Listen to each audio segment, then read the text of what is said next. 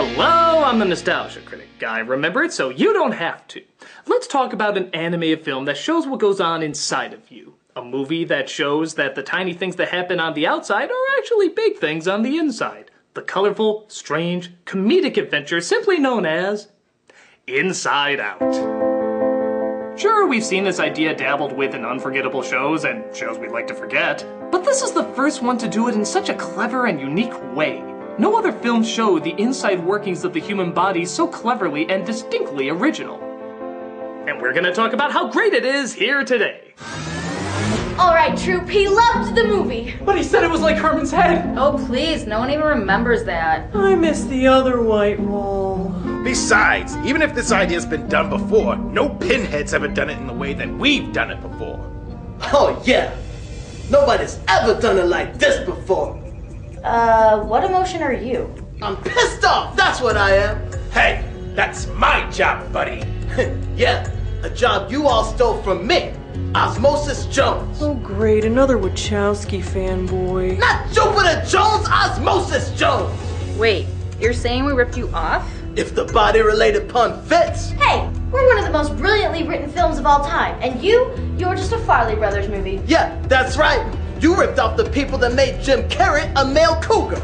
Hey, why don't we let the critic decide by having him review the movie instead? Whatever we do, we better do it fast. The critic's just been sitting there brain dead for a few minutes. Oh! That's why we're gonna review Osmosis Jones. Why am I suddenly in a bad mood?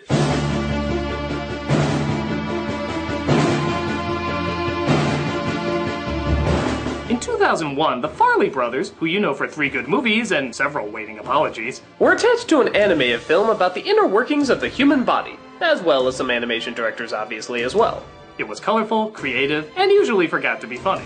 Like most Farley Brothers films, it doesn't know if it wants to be a legitimately clever adult film or a giggle fest for 2-year-olds because they acknowledge that farts exist. Look! Farts exist! Strangely enough though, everyone does end up somehow remembering this film. And even years later, there's still been quite a few people who have requested me to review this for a long time. Is it worth the request? Well, let's take a look with Osmosis Jones. The prequel to Inside Out. Ow! The film takes place in... Oh, being a Farley Brothers movie, I'm just gonna assume this New Englandish side of the US. Yep, as we open with Bill Murray scratching his ass. Glad to see you're aiming high there, Farleys. In the old days, he would have scratched his taint. Murray plays Frank, a zookeeper with a daughter who acts a lot more like his mother because... Again, let me just take a guess here. Your mother, God bless her soul. You know, should we just line up all the mothers in animated films to the electric chair? Is there just a cinematic courtroom somewhere where they're just like... What are you charged with? Giving the birth of life. Kill her! Good. But a monkey steals his egg, which means for some reason now he has to choke it. Now I gotta choke you.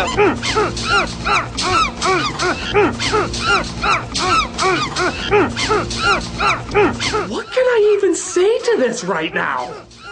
Bill Murray is choking / possibly dry humping a monkey. I never thought I'd have to repeat this from my Planet of the Apes review, but... Don't do it. Why is that such a common theme around here? As if looking at the outside of him wasn't bad enough, we then venture inward to see that the inside of his body is covered in black lines for some reason. This is where we meet Osmosis Jones, voiced by Chris Rock. Here we go again. Well, you're dealing with a white blood cell here. Baby, it's Ozzy time. Yes, Beetlejuice cartoon, we found everything except your nose, but we're sure it'll show up in another awkward drawing. Jones is a white blood cell cop who helps to keep the inside of Frank healthy. And, of course, make a lot of puns while doing so. You up Spit Creek without a paddle. We lived on peanut butter and cellulite sandwiches. Take your medicine. You grew up on the wrong side of the digestive tract. Good lord, that's a lot of punny! They try to stop some gingivitis, which somehow ends up affecting Frank's leg, while he's eating some fried chicken. I hear they do great steak. But something else, it seems, has snuck in. Thrax, a disease played by Lawrence Fishburne. Careful, I'm contagious. You're gonna love my toxic love! Ow.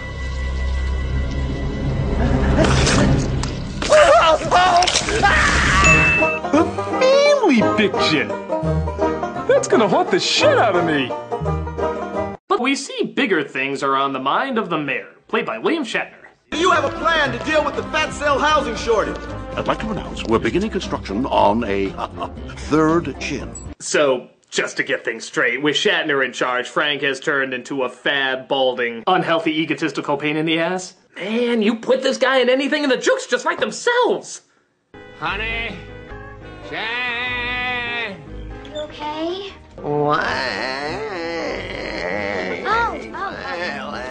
You know, I think they had the idea to follow Bill Murray around with a camera to see if he did anything funny, and when he didn't, they just said make it a cartoon. I'm making you an appointment to see the doctor. But the mayor can't risk him getting sick, so he uses his manual override. On second thought. On second thought.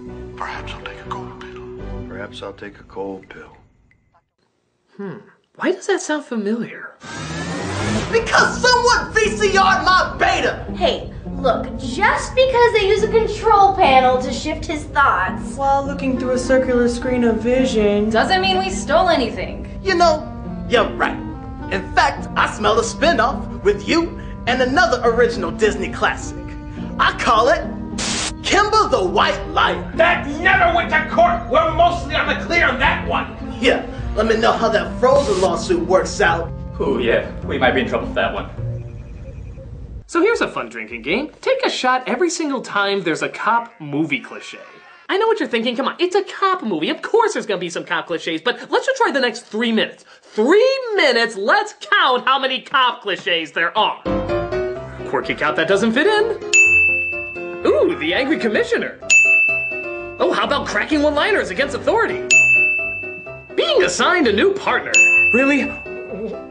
Saying he doesn't need a new partner. Hits on a hot romantic lead whose personality is invisible. Cry. She doesn't like him, thinking independence makes up for the fact that she's totally forgettable. Alright, that's 7 shots! 7 shots in the past 3 minutes! What the fuck? You're as original as a computer-generated direct-to-DVD movie! God, I hope I didn't fuck with my mind too much.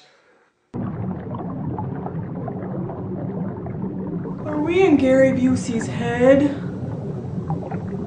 He meets up with a minion version of Iron Man named Drix, the literal pill played by typecasted pill David Hyde Pierce. I was developed at the University of Chicago, where I graduated Phi Beta capsules. Jeez, got me in college for. Oh look, the two of them obviously don't get along. No! The mayor's assistant Leah, played by Brandy, because clearly she'll bring a lot to the role, gives Jones the chance to prove himself and Drix to make Frank feel better. Step away. Tamper-proof seal is there for your protection. All right, everyone. Chill. But Jones comes across somebody who saw Thax's work. Man, he's coming, man. I saw him. Ah, great. Chris Tucker's in this movie. Drix accidentally freezes him, though, not allowing Jones to figure out what he was talking about. Of course, what he is talking about is Thrax, who's apparently trying to take over his infectious competition. We run the rackets around here. Take your little hustle someplace else. No, baby, this ain't about no hustle. This is about the baddest illness any of y'all have ever seen. Jesus Christ! Oh. Okay, this is always something that's bothered me. How come when you change the color of blood, it suddenly doesn't make it gory? Why is this a hard R, but if you suddenly change the color... Oh, it's a Jello birthday party! Friday the 13th would be a G movie if the blood had fucking polka dots on it! What kind of sickness do you have in mind? Deadly. Wow, that's a constant reminder of how much the live-action scenes don't connect. Psychotic killer, gory murder, girl running around in the zoo. Come on, they go hand in hand like peanut butter and that fucking scene we saw earlier. Yeah, I don't have a comparison, just what the hell? Drix accidentally breaks off a piece of the frozen witness, so he hides it by sticking it in his mouth. Could have just put it in the back seat there, but then again, that might not have built up to our other gross-out joke. Let's see, what do we have in the appendix of what makes idiots laugh? Snot looks good. What's that over there? It's funny because you're stupid.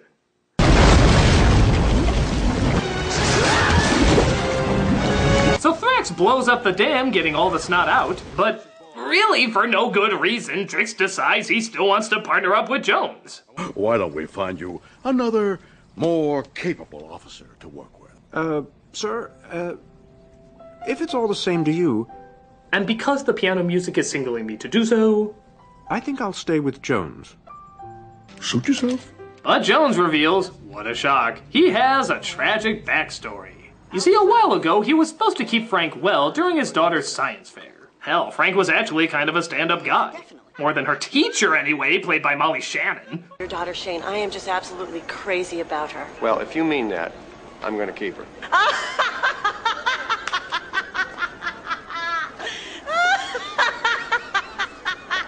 To be fair, this is the only laugh Murray has gotten in the film so far. Are you okay? Oyster. Oh yeah, that's Zach's project. He's a little slow. The doctor says that he has a brain the size of a tangerine. So remember, kids, if a slow kid is having trouble at your school, this family film says it's okay to make fun of it. Just be sure the Farley brothers are around to film it when you do. Sort of funny. But we're gonna give him an A anyway. God, what the fuck was this rated again? Whoa, look at that guy! But Frank tried Tangerine Kid's oysters, which resulted in him puking all over the teacher. And Jesus Christ, give that photographer an award! He must have known the fucking millisecond it was going to come out to shoot something so perfectly composed. He even got fired from his job at the pea soup factory. He got fired for that? Oh, come on. The real Bill Murray's done that at tons of parties. He's never gotten kicked off a set. This, I guess, is the excuse why his life is such a wreck now. Though, really, it's a pretty lame excuse. How did he go from a pea soup factory to a zoo cleaning job? They have nothing in common. And why is he a bum loser now? The world isn't one big school cafeteria. I think he can bounce back okay. But hey, then we wouldn't have classic Farley comedy like this. What's wrong now? Gee. Oh, it's this damn toe. Do me a favor, huh? Don't you get old. Listen to the toe. Don't you get old. Ah, Jesus. I wish Pirate Palpatine back there would use his force powers to end this scene. Buffalo. You want to shut the fuck up. You want to order some of my delicious shrimp with tartar sauce. But Drix and Jones aren't done looking for answers. Size don't matter. Chicken cockfight. Oh! Oh! Oh, that pun hurt! Oh! On the plus side, at least we know none of the puns can get quite as bad as that. Back into this fat beat, bass pushing through my backseat. Oh no! What is it? He's having a dumb attack! Your movie was so stupid that it overloaded his brain with idiocy! I'm sorry, most Chris Rock movies do that! There's only one way to stop it! We have to show him something even more painful and idiotic! Like what?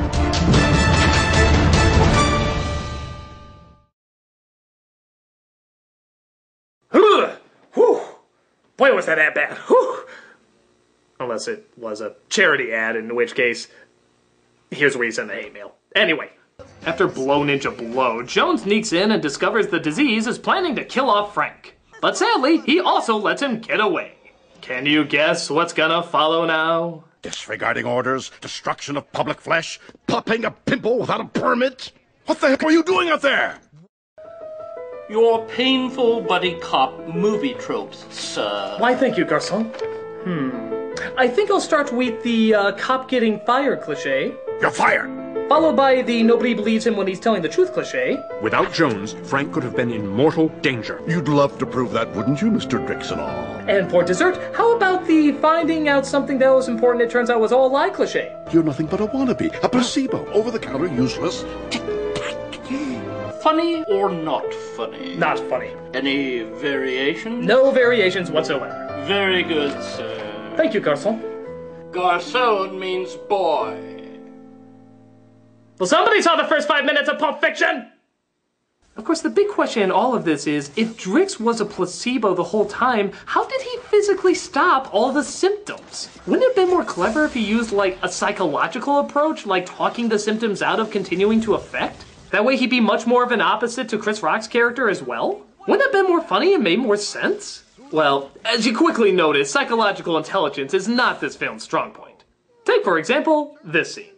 Maybe if you and Mom took better care of yourselves, maybe you should still be here. Hey. Your mom died because she got sick. Wow. I mean, Bill, I love you. I think you were robbed at the Oscars by Sean Penn, but that was an acting wasteland that you just gave us. I mean, we can scan to see if there's any emotion there. I mean, any... Nope, none whatsoever. Who talks to their kid about their dead wife while eating a fucking Cheeto? Was that in the script? Was the Cheeto essential to the heartbreaking moment that the music suggests we're supposed to have? Would Lion King work as well if Simba was munching on snacks the whole time? Dad! Dad, come on! We gotta go home! Dad! So while one partner gives up on himself, resulting in our hero walking around moping, just before he gives the pep talk to get his partner back, boy, they're shitting out these cliches faster than I can say them. He goes to watch some dreams, which in this world is similar to movies. Wait a minute, that's... As painfully obvious as it gets! I don't know, guys. He's got a point on that one. They have it on posters and everything. Well, maybe we just put it in our subconscious. Which we represent, by the way, as a dark gray scary abyss. Oh, you mean this subconscious that's represented as a dark gray scary abyss? Can I say that curse word now? Leia discovers Thrax's plan to kill Frank and... Okay, is her dress shrinking or just afraid of the floor? Because that's her ass. No, that's her ass. There is no way those lines can be mistaken for anything else. I don't know who on the animation staff wants to fuck a blood cell, but even horny women from clubs are looking at that like... Girl, you're wearing a strip of purple Scotch tape right now. Hey, muscles. Ah, a deflated Hulk Hogan! Oh wait, that's the always Tampa quality Chris Elliott. He plays Frank's brother, who's unaware that the virus is quickly claiming Frank's life. Just as long as it don't hit 108 degrees, or Frank's daughter's an orphan. I wish I was an orphan. Hey Shane, look what I brought for you. They're false eyelashes. Just close your eye. Is the bus really the best place to do that? Let me just put that on you here. It looked good on Senator Palpatine. Just as Frank starts to get worse, his daughter sees him in front of the bus and gets out, calling 911. This movie is killing him. Get me 50 cc's of Lost in Translation, stat! Daddy? Maggie. No, Dad, it's me, Shane. Oh, sorry, Maggie was a prostitute from years ago. You can understand the confusion, though. Enjoy the funeral, boys. How's your aim? A lot better than yours. Jones, what do you think you're doing? We talked briefly twice, so I feel I've earned this. Let's do it. They get shot into his daughter's eye, where they have the final battle.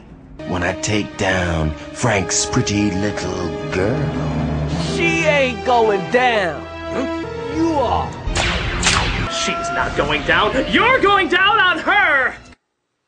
I probably should have rephrased that, but honestly, it's not as bad as anything else said in this movie. The eyelash falls off, killing the disease. Jones returns with the cure, and Dr. Ben Affleck seems to have brought Frank back to life. Mama says hi. Oh, wait, can I try that emotional moment again? I clearly should have been eating a pork rind or something. So the day is saved, Jones and Drix are back on the force, and Frank goes on a beautiful hike with his daughter. What's the most heartwarming way to end this all? A fart. Dad. Out with the old, in with the new. Well, at the very least you can say this film represented the turd very well. The sad thing is there are some clever ideas in this movie. I mean, the designs are great, the environment itself is pretty cool, and sometimes even some of the puns are kind of clever. The animation as well is so gorgeous to look at. It's just so colorful and flowing. But the story is every boring buddy cop flick. The live action stuff is awkwardly done, and a lot of the humor just isn't that funny. I admire this film a lot more for its creativity, but in terms of a good comedy or action film, they both fall pretty ill. But who knows, maybe somebody saw these creative choices and was inspired by it years later. Yeah, inspired to rip it off.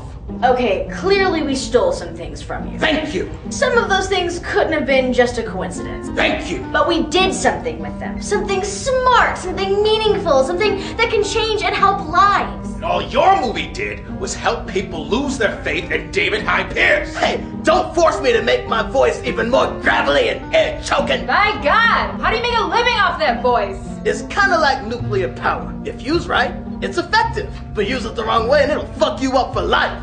It's also far away from the control panel. What does that have to do with anything? Ah! Huh!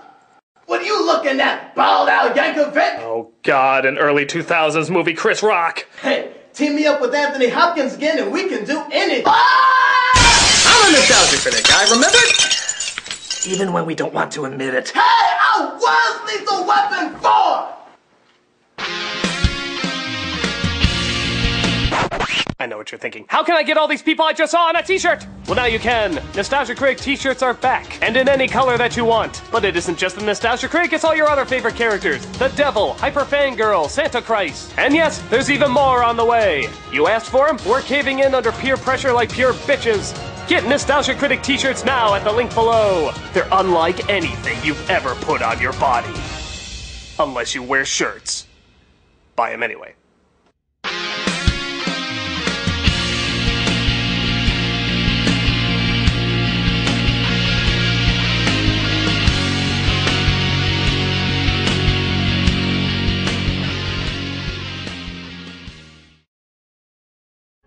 Jack!